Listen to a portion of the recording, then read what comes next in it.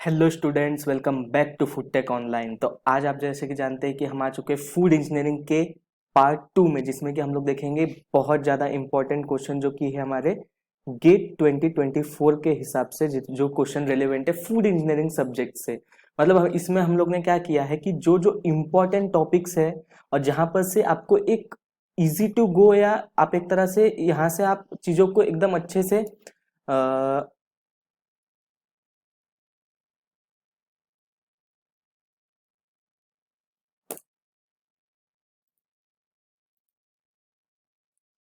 तो जैसे कि आप देख सकते हैं कि हम हमारे फूड इंजीनियरिंग के क्वेश्चन को कंटिन्यू करने जा रहे हैं। ठीक है, तो सबसे पहले हम लोग देखते हैं कि फूड इंजीनियरिंग के टॉपिक्स क्या क्या है। या तो मैं आपको बता देता हूँ कि गेट 2024 के अब तक अपडेट क्या है। तो मेरे को जहाँ तक पता है, जहाँ तक मैं अभी ट्रैक कर रहा हूँ एप्लीकेशन को, तो 2 पेपर कॉम्बिनेशन बोल के कुछ आया है। ठीक है, तो 2 पेपर कॉम्बिनेशन के लिए अभी ये लोग ले रहे हैं। उसकी लास्ट डेट भी निकल चुकी है जो कि 18 नवंबर थी। अब मेरे ख्याल से आपका फॉर्म वगैरह स्क्रूटनी वगैरह होगी, उसमें करेक्शन वगैरह किए जाएंगे।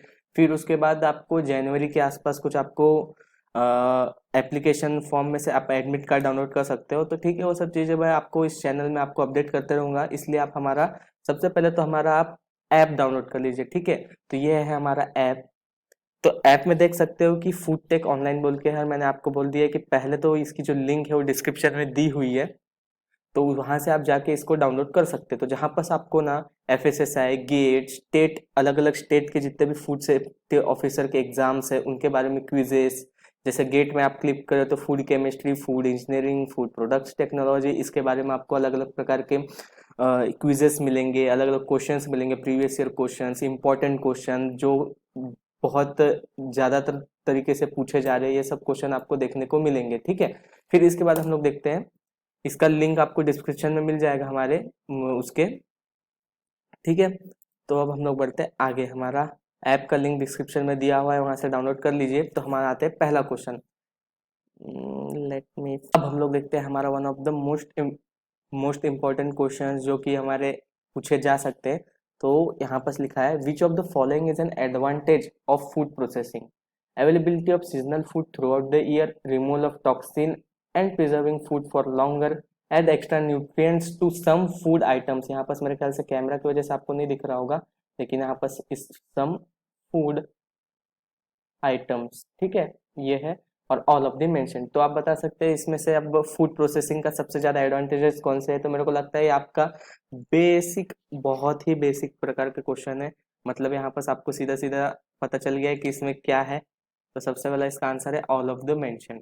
क्यों? तो सबसे पहले आपको कोई भी फूड को प्रोसेस कर रहे हैं तो उसका मीनिंग क्या है। अगर आप आम का प्यूरे बना रहे हैं, आम का पल्प बना रहे हैं, तो आम का पल्प बना रहे हैं तो उस वो तो सीजनल फ्रूट है। तो सीजनल फ्रूट है तो इसको आप थ्रू आउट द ईयर, मतलब पूरा ऑफ सीजन भी आप इस फ्रूट इसका आनंद ले सके, इस कारण आपको आप इसको अवेलेबल कराने के लिए आप उसको प्रोसेस कर रहे हैं। फिर टॉक्सिन फूड, मतलब पास्चराइजेशन कर रहे हो, ब्लांचिंग कर रहे हो, या पैकिंग कर रहे हो, कैनिंग कर रहे हो, सिरपिंग कर रहे हो, साल्टिंग कर रहे हो।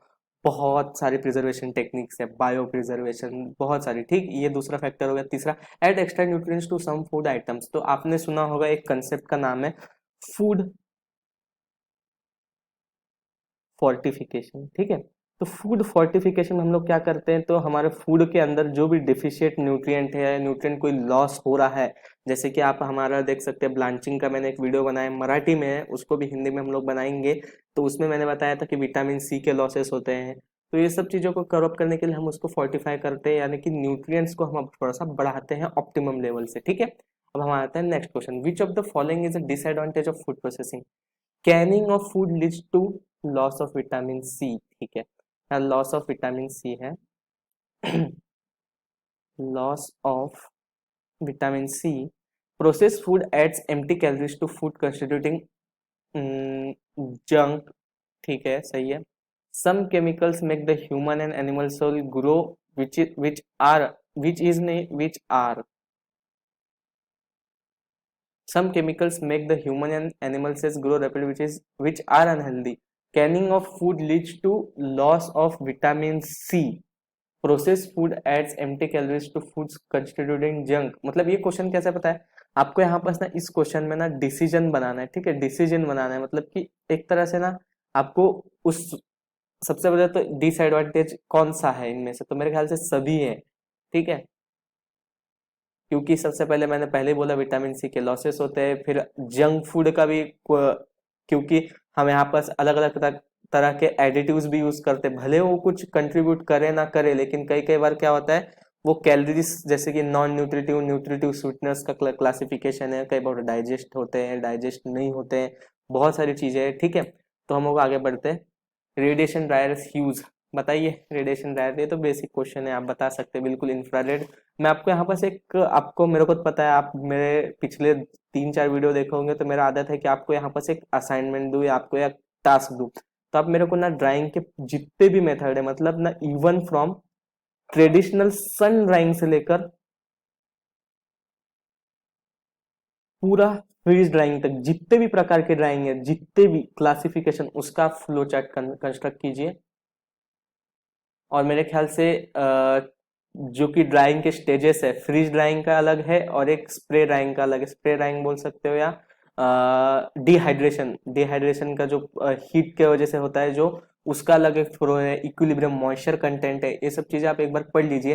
फिर इंफ्रारेड रेडिएशन से भी आप बता सकते हैं, ठीक है। Next, since excessive UVC UVC cause DNA damage, ठीक है, which of the following methods can be used to apply this technique itself in spite of this drawback? Reduce the exposure time to this process by combining two or more methods. There is no solution. All of the mentioned, none of the mentioned. ठीक है, यह बहुत अच्छा question है। UVC DNA damage होता है, मतलब क्या, ये डीएनए डैमेज कैसी करती है हमारी यूवीसी लाइट, बताइए आप। सबसे पहले हमें बताइए अल्ट्रावायलेट रेडिएशन का वेवलेंथ और फ्रीक्वेंसी बताइए मेरे को। वेवलेंथ आप बता दीजिए एंगस्ट्रॉम में, और फ्रीक्वेंसी बता दीजिए मेगा हर्ट्ज में या हर्ट्ज में बता दीजिए, ठीक है, कमेंट बॉक्स में बिल्कुल बताइए। तो इसका आंसर क्या है चेक करते हैं हम लोग। Reduce the exposure time to this process by combining with two or more method, ठीक है। ये हमारा रेडिएशन टॉपिक से क्वेश्चन बहुत ज्यादा देख पूछे जाते हैं, जो कि फूड प्रोसेस इंजीनियरिंग का one of the most IMP और मोस्ट फ्रिक्वेंटली आस्क्ड क्वेश्चन है, जो कि गेट में बहुत ज्यादा इंटरेस्टिंगली पूछा जाता है, ठीक है। और यहाँ पर रेडियो एक्टिविटी से भी बहुत सारा क्वेश्चन आ रहा है इस बार। Which of the following method refers to the deactivation of microbes food using electricity, तो बताइए कौन सा है। Power ultrasound, pulse electric field, hurdle technology, all of the mention. तो पावर अल्ट्रासाउंड तो क्या है, अल्ट्रासाउंड तो वाइब्रेशंस है ना, और पल्स इलेक्ट्रिक फील्ड में हम लोग क्या करते हैं, पीईएफ, मतलब कोई भी फूड को दो इलेक्ट्रोड के बीच में रख के उसके अंदर पल्सेस को ट्रांसमिट करते हैं एक जनरेटर के थ्रू, ठीक है। तो उस जनरेटर की हम लोग जो वोल्टेज या उसके अंदर जितनी भी पावर स्टोर्ड है या जितना भी वो डिसिपेट कर रहा है उस फूड के ऊपर पल्सेस जनरेट करने के लिए, उसको एक एक यूनिट से रिप्रेजेंट करते हैं। उस यूनिट को क्या बोलते हैं, किलोवाट एम्पियर बोलते हैं। तो मेरे को आप बताइए कि पल्स इलेक्ट्रिक फील्ड में एप्पल जूस के लिए जो पहला रिसर्च हुआ था, और एप्पल जूस के साथ साथ मेरे को लगता है जहां तक याद है कि जूस कंसंट्रेट्स के लिए यूज हुआ था, तो वहां पर पल्स इलेक्ट्रिक फील्ड में कितने कितने अमाउंट तक हम लोग ने इलेक्ट्रिक फील्ड अप्लाई किया था, और किलोवाट एम्पियर से, और एक वोल्टेज पर मीटर से भी इसको हम लोग रिप्रेजेंट करते हैं, ठीक है। तो इसका आंसर क्या है बताइए, तो आंसर इसका आंसर है पल्स इलेक्ट्रिक फील्ड। तो ये वाला टॉपिक तो आप बिल्कुल कर लीजिए, और इसके एप्लीकेशन एक बार थोड़ा सा ध्यान रखिए, क्योंकि गेट में इस तरह के क्वेश्चंस के लिए थोड़ा ज्यादा डिमांड आ रही है, क्योंकि emerging novel food processing technology, preservation technology, इस पे बहुत ज्यादा क्वेश्चन पूछे जा रहे हैं, ठीक है।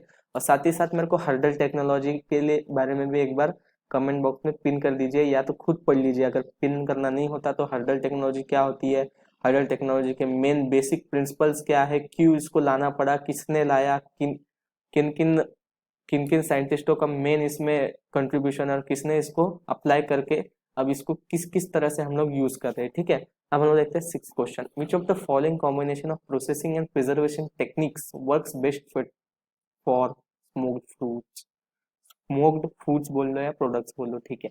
तो हम अब ऑप्शंस देखते हैं। तो ऑप्शंस है salt and acidification, heat and solid content, heat salt acidification, minimal moisture content, heat salt dipping in brine, minimal moisture content। तो बताइए स्मोक्ड फूड के लिए कौन सा, स्मोक्ड में बोल सकता हूँ सैल्मन है, स्मोक्ड फूड्स में आते हैं हमारे अलग अलग, सैल्मन है, फिश फिश प्रोडक्ट्स आ गए, फिर बेकरी प्रोडक्ट्स आ गए। तो इनमें कौन से प्रिजर्वेशन टेक्निक बेस्ट वर्क करेगी? तो इसका आंसर है हीट। पहले तो उसको आप हीट दे दो।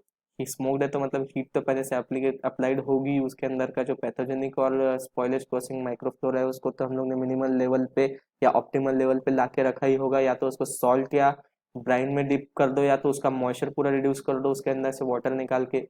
आपने देखा होगा मीट जो होता है अलग अलग मीट का, मतलब अगर आप मीट पढ़े हो, मीट एंड मीट प्रोडक्ट्स, तो उसमें जो हमारे अलग अलग स्लाइसेस होते हैं उसको ड्राई एज करते हैं हम लोग ड्रायर में, उसके अंदर का मॉइस्चर कम कर देते हैं। तो हम लोग उसको देखते हैं बीफ वगैरह प्रोडक्ट्स में बहुत ज़्यादा यूज होता है। What is the kinetic energy factor in the Bernoulli's equation? बताइए। सबसे पहले तो बर्नौलीज थ्योरम का बेसिक प्रिंसिपल, और उसको हम लोग अप्लाई कैसे करते हैं अलग अलग चीज़ों में, ठीक है, उसको बताइए सबसे पहले। Kinetic energy factor in the Bernoulli's equation. Bernoulli's equation सबसे पहले तो फूड प्रोसेस इंजीनियरिंग का टॉपिक नहीं है, सबसे पहले आता है आपका प्योर फूड इंजीनियरिंग का टॉपिक, ठीक है। तो फूड इंजीनियरिंग में आपको यहाँ पास जो फ्लूइड फ्लो या फ्लूइड मैकेनिक्स बोल लो, लेकिन बेसिकली कंटिन्यूटी जब पढ़ते हो आप फ्लूइड फ्लो, उसमें आपको यहाँ पास देखने को मिलता है। तो kinetic energy factor Bernoulli equation का क्या है? क्योंकि इसको हम लोग यूज क्यों करते हैं? क्योंकि velocity of every layer varies and only the average velocity is accounted, hence a correction factor is needed. Need नहीं, नीडेड। करेक्शन फैक्टर का need, what is the need of, यहाँ पर क्वेश्चन अधूरा है, what is the need of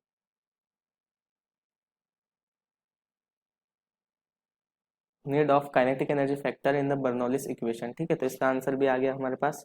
अब next देखते हैं हम लोग, the energy loss due to friction at the walls of pipe is called as. बताइए।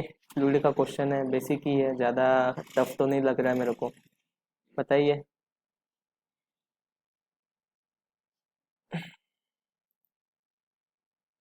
तो इसका आंसर है स्किन फ्रिक्शन। तो ये बेसिक फ्रिक्शंस के क्वेश्चन है, जब आप फ्लूइड फ्लो को कंसिडरेशन में लेते हो, लेमिनार, टर्बुलेंट, अलग अलग नंबर्स देखते हो उसमें, तो वहां पास आपको देखने को मिलता है। Which of the following pumps is this pump? It has no rotating or reciprocating parts involved, no leakage, air gas used to impart energy। तो बताइए कौन सा पंप है वो? अब मेरे को सबसे पहले बताइए कि पंप की क्लासिफिकेशन क्या है, मतलब किन किन बेसिस ऑफ क्लासिफिकेशन पे हम लोग क्लासिफाई करते हैं पंप्स को, और किस किस प्रोडक्ट के लिए, विस्कस के लिए कौन सा यूज होगा, नॉन विस्कस के लिए कितना होगा, मतलब लाइट लिक्विड्स मिल्क वगैरह के लिए कौन सा यूज होगा, फिर एकदम ज्यादा विस्कस है हनी वगैरह के लिए कौन से पंप्स यूज करेंगे, अगर हमको फ्लो के हिसाब से ज्यादा फ्लो चाहिए, एकदम ज्यादा हाई फ्लो चाहिए, तो कौन से पंप्स यूज करेंगे। तो बेसिस ऑफ क्लासिफिकेशन मेरे को आप बताइए, और उस हिसाब से आप पंप को क्लासिफिकेशन कैसे करेंगे ये बताइए, ठीक है। तो मेरे ख्याल से इसका आंसर क्या है? एयर लिफ्ट पंप, क्योंकि यहाँ पर सीधा सीधा लिखा है air gas is use to impart the energy, ठीक है। फिर 10th क्वेश्चन में हम लोग आते हैं, pipes are described in the form of. बताइए फॉर्मेशन नंबर या शेड्यूल नंबर। हमेशा हम लोग शेड्यूल नंबर के हिसाब से पाइप्स को डिस्क्राइब करते हैं, ठीक है। Which of the following is true about centrifugal pump? Centrifugal pumps का सबसे पहले बेसिक प्रिंसिपल, उसके अंदर के पार्ट्स क्या होते हैं, केज क्या होता है, उसके अंदर की एनर्जी कैसे कैलकुलेट करते हैं, और उसके अंदर हमारा प्रोडक्ट का flow rate, feed flow rate, product flow rate में क्या रिलेशन है, और फिर उसके साथ उसका एनर्जी कंजम्पशन कैसे निकालते हैं, ये आपको पता होना चाहिए। तो सबसे पहले 3 चीजें दी हुई है यहाँ पर। It is suitable for corrosive and toxic fluids, it has a high pressure head, priming is not needed. तो सबसे पहले तो मैंने आपको पहले ही बता दिया कि प्राइमिंग का मतलब बताइए, फिर इसका प्रेशर हेड कितना होता है, ठीक है। प्रेशर हेड एनर्जी कैलकुलेशन में भी आ जाएगा आपको, जब आप वेलोसिटी, मीन वेलोसिटी निकालोगे कोई भी सेंट्रीफ्यूगल पंप का, तो वो मिल जाएगा आपको, ठीक है। तो इसका कोई भी नहीं, क्योंकि यहाँ पर हम लोग ने सीधा सीधा इसके एडवांटेजेस को ही हम लोग ने यहाँ पर डिस्क्राइब किया तीनों में, आपको जो कि पता होने चाहिए बेसिक पंप्स के, ठीक है। इन food industry chlorine line is painted dash and hydrogen line is painted dash. तो सबसे पहले कलर कोड, कलर कोड्स आपको पते होने चाहिए हर इंडस्ट्री के, ठीक है। अगर मैं बोलूँ कन्फेक्शनरी, तो कन्फेक्शनरी के पता होने चाहिए। जितने भी इंडस्ट्री से आपकी fruit and vegetable, post harvest technology, fish processing, milk and milk products processing, या फिर मैं बोलूँ बेकरी इंडस्ट्री, उसके पता होने चाहिए। तो बताइए उसका आंसर है येलो और रेड। क्लोरीन लाइन को हमेशा हम लोग येलो से रिप्रेजेंट करते हैं, हाइड्रोजन लाइन को रेड से, ठीक है। In rotameter dash force is directly proportional to dash of the liquid.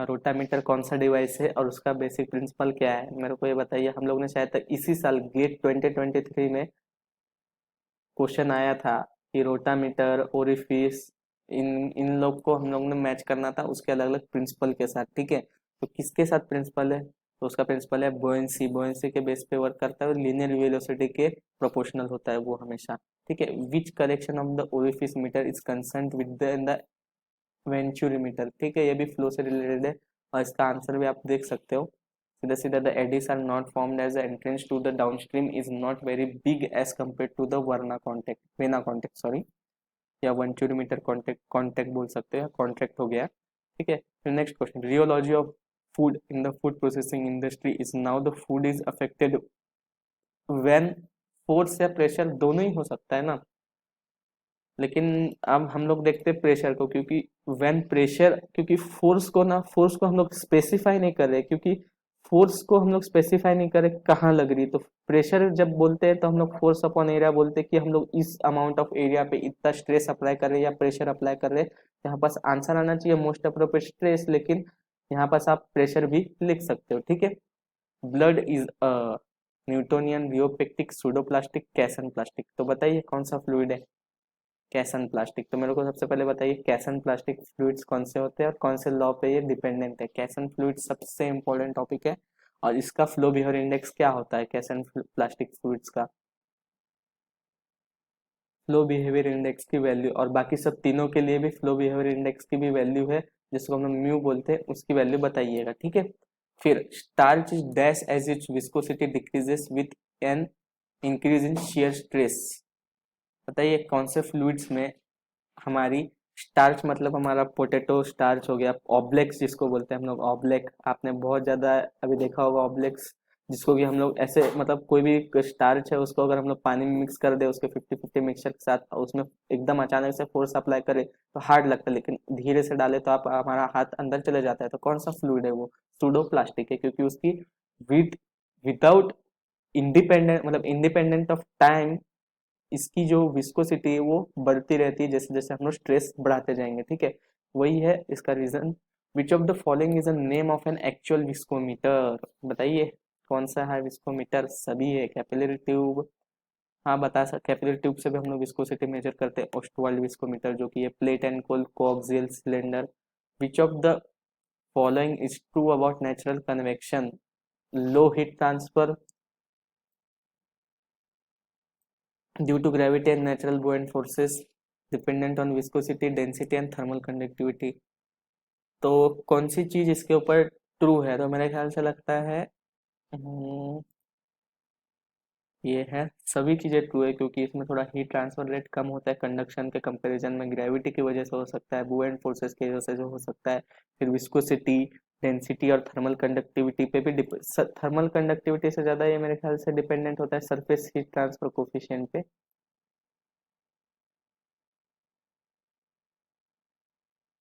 Surface heat transfer coefficient, ठीक है।